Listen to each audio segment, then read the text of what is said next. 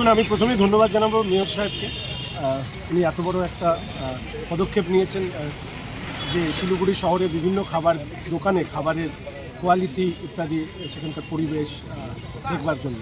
তবে আমি একটা অনুরোধও মেয়র সাহেবকে করতে চাই যে এই পরিবেশ তৈরি করা বা কর্পোরেশনের পদক্ষেপ নেওয়া যে কারণে শুরু হয়েছে সেটি হচ্ছে যে আমি দেখলাম সোশ্যাল মিডিয়া এবং অন্যান্য খবরে যে একটি মেয়ে বিরিয়ানির দোকানে মাংসের মধ্যে মনে হয় পোকা খুঁজে পেয়েছে, এবং সেটা যখন সোশ্যাল মিডিয়াতে বা অন্যান্য জায়গায় প্রকাশ হয়েছে তারপরে পৌর কর্পোরেশনের ঘুম ভেঙেছে। এখন পৌর কর্পোরেশনের যিনি ঘুম ভাঙিয়েছেন, আমি শুধু একটাই অনুরোধ মেয়র সাহেবের কাছে করব যে তিনি যেন ওই মেয়েটিকে পৌর কর্পোরেশনের পক্ষ থেকে পৌরশ্রী ব্র্যাকেটে খাদ্য পোকা খুঁজে পাওয়ার জন্য এই ধরনের কোনো কিছু একটা ওনাকে দেওয়া দরকার।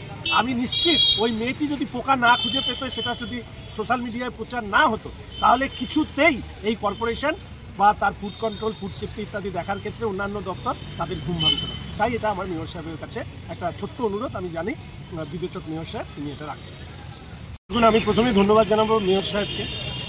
উনি এত বড় একটা পদক্ষেপ নিয়েছেন যে শিলিগুড়ি শহরে বিভিন্ন খাবার দোকানে খাবারের কোয়ালিটি ইত্যাদি সেখানকার পরিবেশ দেখবার জন্য। তবে আমি একটা অনুরোধও মেয়র সাহেবকে করতে চাই যে